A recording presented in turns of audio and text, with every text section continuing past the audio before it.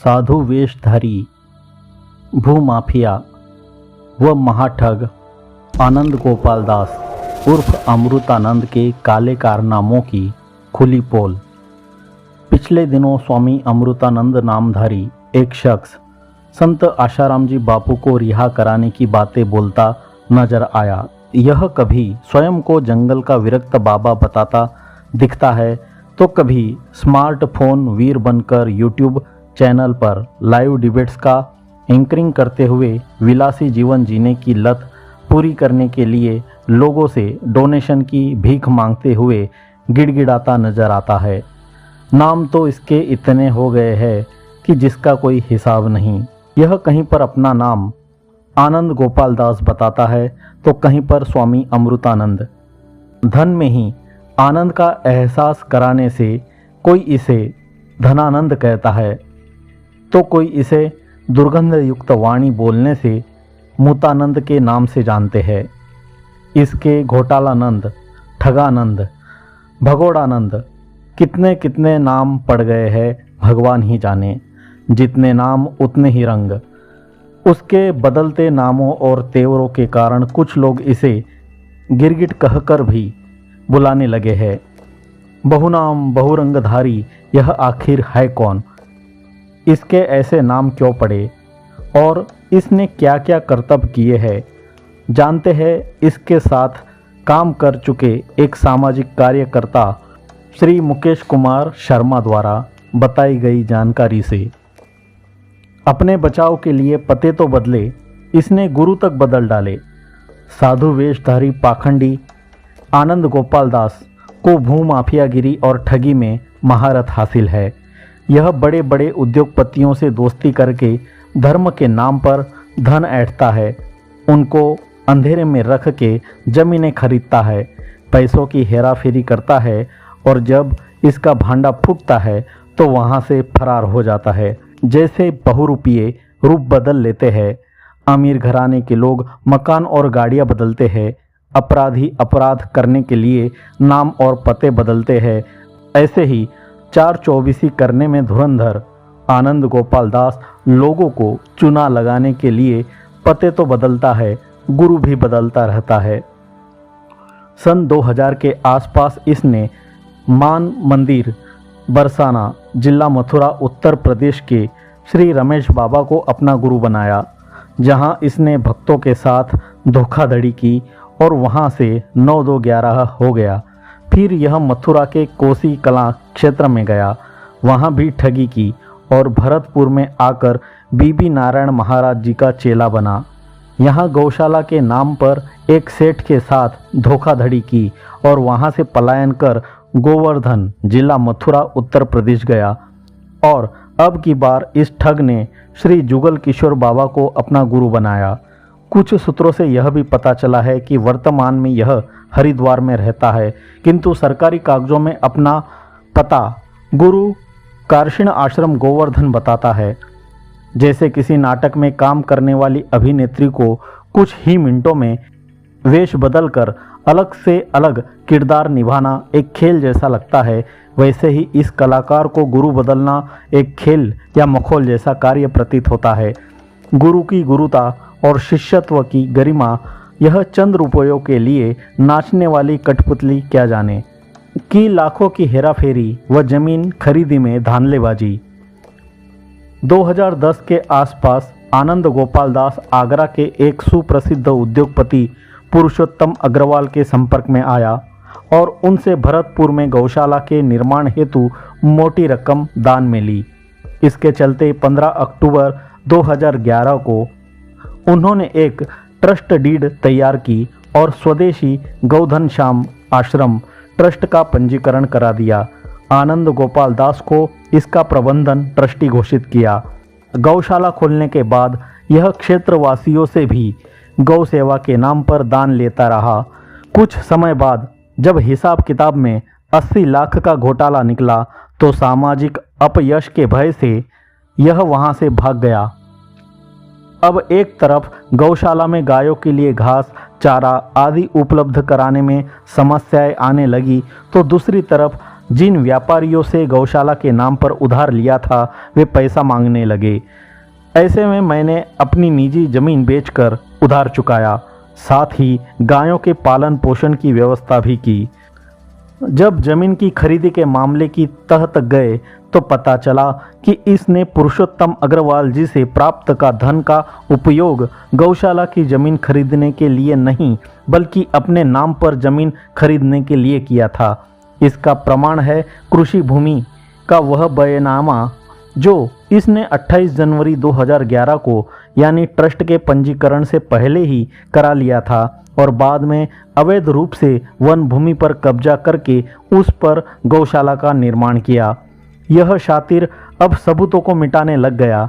जमीन के नाम पर की धांधलेबाजी को छिपाने के लिए इसने उक्त कृषि भूमि के बयाननामे को संलग्न कर जमीन का पंजीकरण देवस्थान विभाग भरतपुर में घनश्याम गौशाला एवं देवी मंदिर सेवा समिति के नाम करवा लिया और इस समिति का आजीवन संस्थापक व अध्यक्ष बन गया। टैक्स की चोरी के लिए इसने एक लीज डीड तैयार की जिसके अंतर्गत इसने स्वयं को ही माने अध्यक्ष आनंद गोपाल दास को यह जमीन 15 वर्षों के लिए 1500 रुपये प्रति माह के किराए पर दे दी।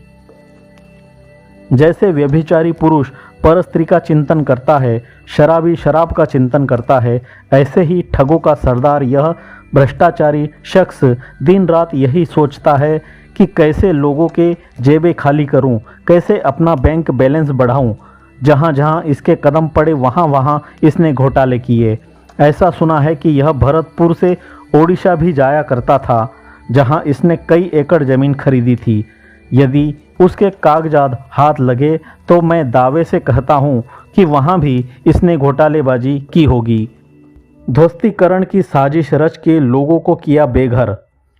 जैसे गीध की नज़र मरे हुए ढोर के मांस पर होती है, असुरों की प्रवृत्ति दूसरों का खून चूसकर उन्हें तड़पाने का विकृत आनंद लेने में होती है, ऐसे ही असुरानंद को कैसा कैसा विकृत किस्म का मजा लेने में आनंद आता है, यह देखकर आप हैरान हो जाओगे। स्वामी अमृतानंद उर्फ आनंद गोपाल दास उर्फ जंगली ने अगला निशाना बनाया गोवर्धन के गरीब लोगों को, भगवत भक्तों को। गोवर्धन व उसके आसपास के क्षेत्रों में पर्यावरण सुरक्षा के नाम पर इसने एनजीटी दिल्ली में एक जनहित याचिका दायर की और कानूनी कार्यवाही के दौरान एनजीटी के न्यायाधीश को गुमराह किया। अपने को सनातन धर्मी तथा सनातन धर्म के प्रचार प्रसार में रत बताने वाले इस पाखंडी कपट मूर्ति की जहरीले सांप की तरह टेढ़ी मेढ़ी चालों के चलते कई लोगों के घरों पर बुलडोजर चलाए गए तथा मंदिरों व आश्रमों को ध्वस्त किया गया। सूत्रों का कहना है कि आनंद गोपाल दास ने यह सब एक उद्योगपति के कहने पर कराया था, जिसके साथ मिलकर इसने गोवर्धन के विकास का प्रस्ताव उत्तर प्रदेश सरकार के आगे रखा था। उक्त ध्वस्तीकरण का विरोध करते हुए मामला सर्वोच्च न्यायालय में पहुंचा तो एनजीटी के आदेश को स्थगित किया गया, किंतु आज भी उन गरीबों को, भक्तों को, संतों को मकान, मंदिर, आश्रम नहीं प्राप्त हो सके हैं। रिपोर्ट से सिद्ध हुआ 1.75 हेक्टेयर वन भूमि का अतिक्रमण। वन विभाग ने गौशाला की जमीन की जांच की तो आनंद गोपाल दास के खिलाफ अतिक्रमण का प्रकरण दर्ज किया गया। वन अधिकारी की तथ्यात्मक रिपोर्ट में इस बात की पुष्टि हुई कि गौशाला द्वारा लगभग 1.75 हेक्टेयर वन भूमि पर अतिक्रमण हुआ है। ग्राम सभा के अधिकारियों के साथ साठ-गांठ होने के कारण आनंद गोपाल दास ने एक नया दांव खेला।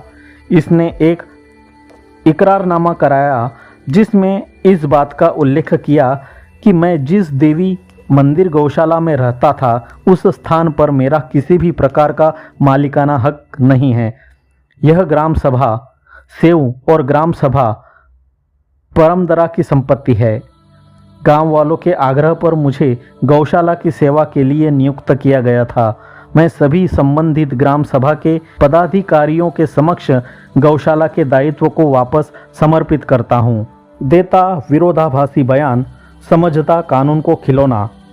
जैसे अपराधी अपना जुर्म छुपाने के लिए एक के बाद एक झूठ बोलते हैं, ऐसे ही आनंद गोपाल दास ने विरोधाभासी बयान देने शुरू किए।